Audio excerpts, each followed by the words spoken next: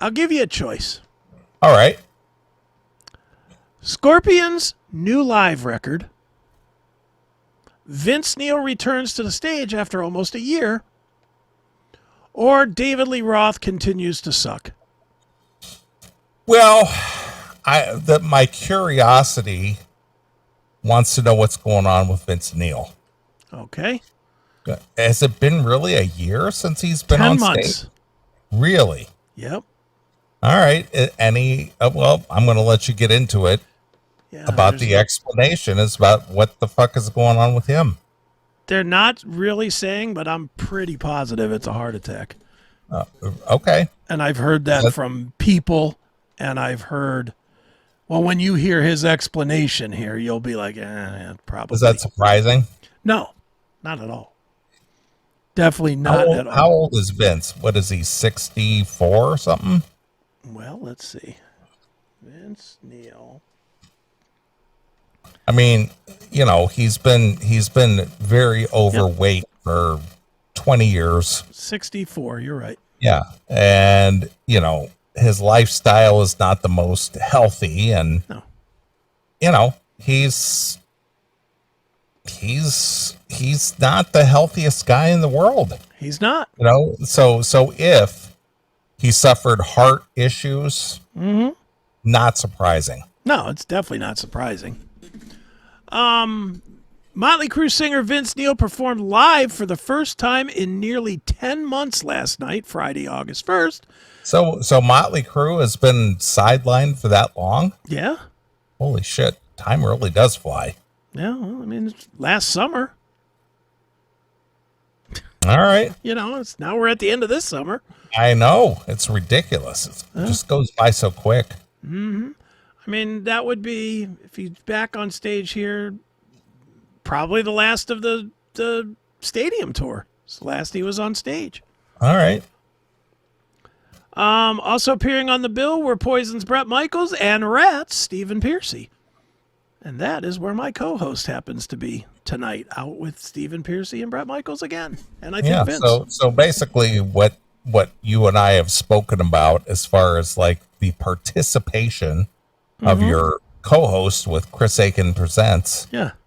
I more or less said, that's not the end of that. Yeah. Well, it's I'm not even going to say what I was going to say. Never mind. Never mind. I did see the video, The Road to Paso Robles. Okay. But Eric is going to be a staple in the Stephen Pearcy camp. This Until thing. There's not one. Well, again, this thing that he's doing with Warren, this is not a longevity thing. This is a fan pacifying thing, I think. And once that's over, and if Steven still feels like working, as we know, musicians just don't want to just stop doing what they do. They talk about it a lot. They go, this is my last year on the road. I'm just not doing this. And then they get home and they're home for 2 or 3 months and they go, this is fucking boring. Right. I want to get out there and jam. I want to rock. I want to do this. And I'll talk candidly about Don.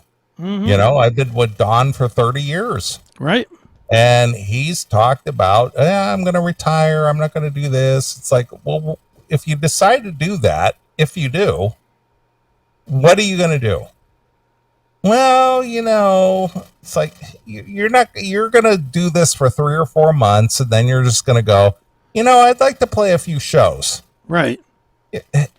Musicians just have this life, especially as long as they've been doing it, whether it's Stephen Pearcy or Don Dokken or, anybody. Bret Michaels, any of them. Bret Michaels, Vince. They can't stop because this is what they do. It's in their blood. Yeah. I know I always say to Eric when we're just bullshitting about I couldn't do his job. Not because I couldn't learn to play guitar or drums or something, because I couldn't do the travel. I would hate the sight of everybody in my band every time I saw them after flying some of these ridiculous flights that Eric has to take with fucking I understand that. idiots sitting next to him and bugging him and everything else. No way. I just wouldn't do it. I'd be like, pfft. That's why I could never be a pro musician. I couldn't do the travel. I don't have it in me. You probably could for that level. Well, here's the thing, and I will, let you in on this. Mm-hmm. Again, I don't know how the Piercy camp works, Mm-hmm. but Don is very generous about taking care of the guys and making sure they get on good flights. Mm-hmm. He doesn't make them take the red eye and doesn't make them take the cheapest, flight here and there. He takes care of his guys, Mm-hmm. so he will book them the good flights. Sure. Direct flights. You don't have double, triple changeovers and all this other bullshit to get to bumfuck Egypt or something, Right. He will book them good, like if it's possible, a direct flight every time. Yeah, I think it's the same way in the Piercy camp. I don't know for sure. Again, I don't know the Piercy camp. All I know is what Jason Green told us during the Blotzer years. Yeah. About doing the cheapest flights ever. Right. Spirit Airline. Exactly. Riding in the baggage compartment. Right. Taking the red eye and getting in at 6 a.m. and, all this other bullshit. I mean, these guys fly out at, 6, 7 o'clock in the morning and they're home by noon, that kind of thing. That's nice. Yeah. And I do know, and it's no fault of Jason or Steven or anybody, but I know now with these new restrictions that they put on the, on bags, that now it's costing like another $200 a person per flight. Yeah, that's easily understood. It's $50 a bag. Yeah, and every guitar player has a guitar. Every bass player has a bass. I don't know what the drummers do. I guess they probably use what's there, right? Well, I know what BJ Zampa does. I mean, he brings his cymbals. That's all he brings. His sticks and his cymbals. The back line is provided by the promoter, whoever that is. Yeah. So God knows what he's sitting on, what he's sitting in to play, other than his cymbals that crash his way. Yeah. So he brings his cymbals, he brings his pedals, he brings his sticks. Mm-hmm. Makes sense. All right, let's get back to Vince Neil. All right. So what's going on with Vince? While introducing the second song of his set, a rendition of Motley Crue's Shout at the Devil, Vince told the crowd, "Hey, thank you, everybody. It's good to be here. I haven't been on stage since almost a year now. I had a medical thing that happened to me, and they said I wouldn't be back on stage here. I said, fuck that, man, and I'm back, and I'm with you guys tonight. And I'm really proud to be here, man. Thank you so much." I had a medical thing. Yeah. It's a heart attack. Yeah, of course. And what is it? Back spasm? I had a medical thing. He probably had a couple stents put in. Mm-hmm. And he's like our friend Anthony Cumia, got the old clogged arteries and had to be laid up for a while, and sure. It's like, did he lose any weight? Well, let's see. Let's take a look. Is Vince slimmed down a little bit at all? Let's see. Oh, yeah. Hey, thank you, everybody. It's good to be here. I haven't been on stage since almost a year now. Had a medical thing that happened to me, and they said I wouldn't be back on stage again. I said, fuck that, man. And I'm back, and I'm with you guys tonight, and I'm really proud to be here, man. Thank you so much. Still looks chubby to me. Yeah, he's a little thick still. Yeah. I mean, who am I to judge? But But he's a performer, Chris. He's supposed to stay in, shape. Yeah. Well, maybe this is good shape for him. I don't know. Now let's make some noise for Mr. Mitchell. He's back. Let's see this shit. Oh, come on, you ready?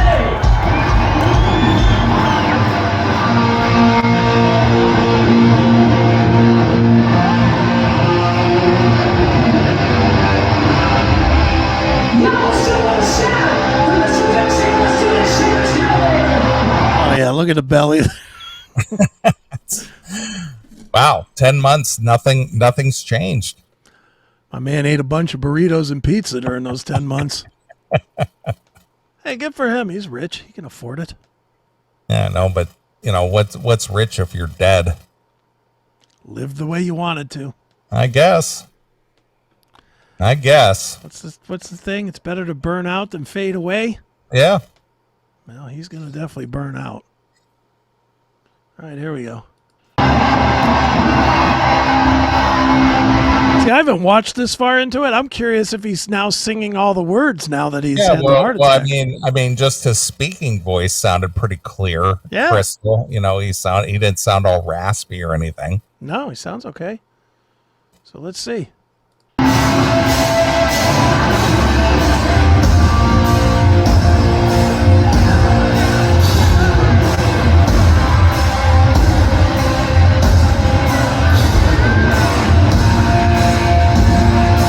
You know what I hate about this video? And I'm being a fucking asshole to judge it this quick, but this band loves to play. And I know it's the Slaughter band, but that's the Slaughter guys. Yeah, of course. Dana Strum. They love to play. Watching these guys right here, they are, and this is the second song, and they are in full mode. Blando's going 1,000 miles an hour. Dana Strum's stomping around. Zoltan Chaney's doing all his wacky shit that he does. And then look at Vince. Vince looks bored as shit. He's just a slug. He has no energy. None. All right, let's watch a little more of this. Here we go. Look at him, bored as hell.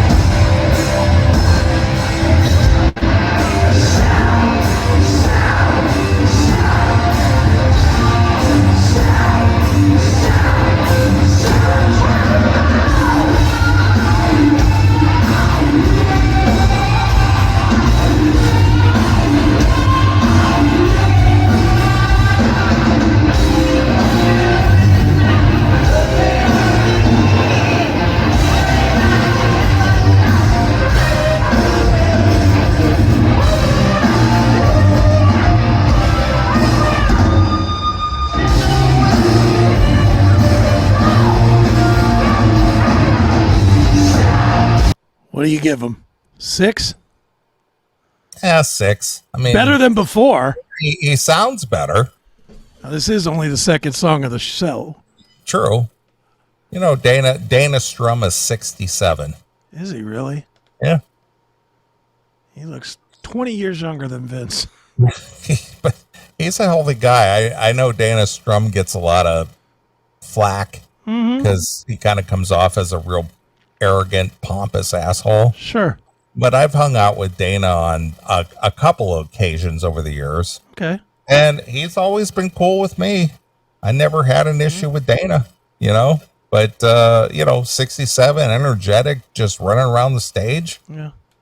Just being the cheerleader up there. Yeah. I watched him dress down Mitch one time at a show. And I don't know what was going wrong, but something was clearly going wrong. And I was in the backstage area just hanging out, and the band was in there. Mitch came in, and Dana was just like, "This motherfucking fuck!" I was like, "Whoa, what am I watching here?" And what was the guy's name that died? Tim Kelly. Tim Kelly's like, "Hey, bro, time to go." I was like, okay. And me and him just walked right out. But Dana Strum was absolutely ripping. Well, Dana is the business man of the band. Sure. And he owns, or at least as far as I know, I don't even know if he's still in Vegas or not, but I know he owned a lot of condo complexes, and all kinds of real estate and shit like that. So, he's kind of a smart guy when it comes to business and money and kind of running the show. So he's the guy in charge. Yeah. It just was, it's the only time I've ever seen it that bad where the promoter was just getting screamed at. And I know you've probably seen that a few times. Many docket shows as you've been on. Sure. I have only seen it that one time, and I mean, I thought Strum was going to punch him in the face. So he was just screaming, "This is fucked up!" And I was like, "Whoa, what is going on here?" But he's always been nice to me. I mean, I've met him once or twice, and I've interviewed him once or twice, and I like Slaughter, so yeah, I got no issue.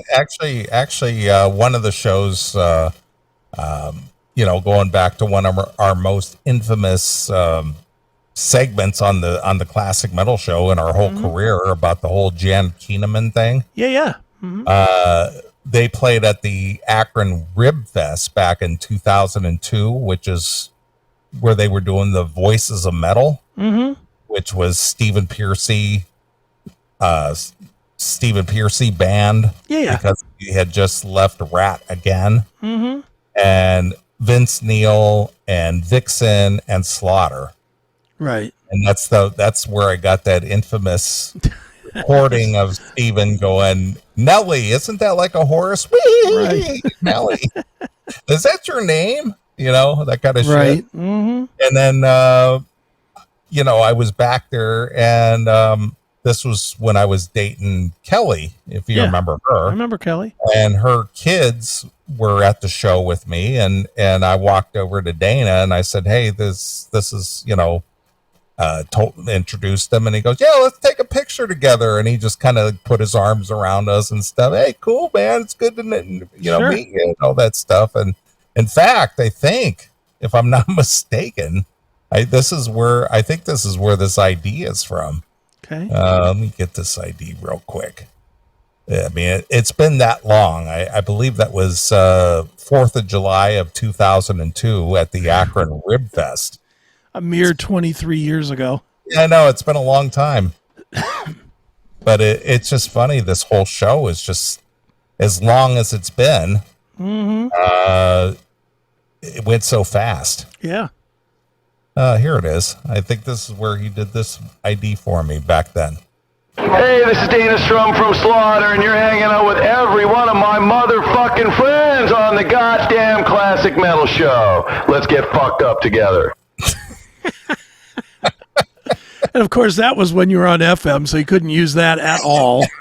No. That's funny. It's good stuff. I love that. So yeah, Dana was always cool. The few times I hung out with him, he was always, very, very jovial, very friendly, very just kind of upbeat, positive. That band in general are nice guys, or seemingly. They've always been nice to me. Well, Mark? that was my first big interview ever, was Mark Slaughter. Oh, no kidding. On WSTB. They were promoting Revolution. Okay. And I had to drive out to Fairlawn and go pick him up at a hotel. Nice. And I brought him over to WSTB in the middle of the day to promote the show at Ron's Crossroads. Okay.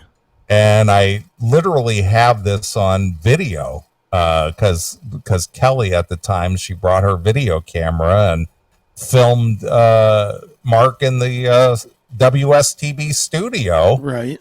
Doing an interview with me to promote the show and promote Revolution and all that other stuff. So nice. That was my first time ever with the big rock star video. Ooh. Or rather interview.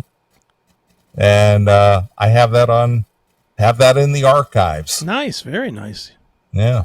Need to find a way to get that over here. We could put it on for the locals people. Sure. Yeah. I have no problem. It's actually sitting right back here behind me. Do you have a way to convert it? I'll figure out a way. see what we can do. Yeah, I'd love to have that. Yeah, I was just a young DJ at the time. Just Will you have the high voice? Hey, it's Neeley. No, but I was very, very green because Right. I'd only been doing this for not even a year. Hey, man, what's it like to be Slaughter?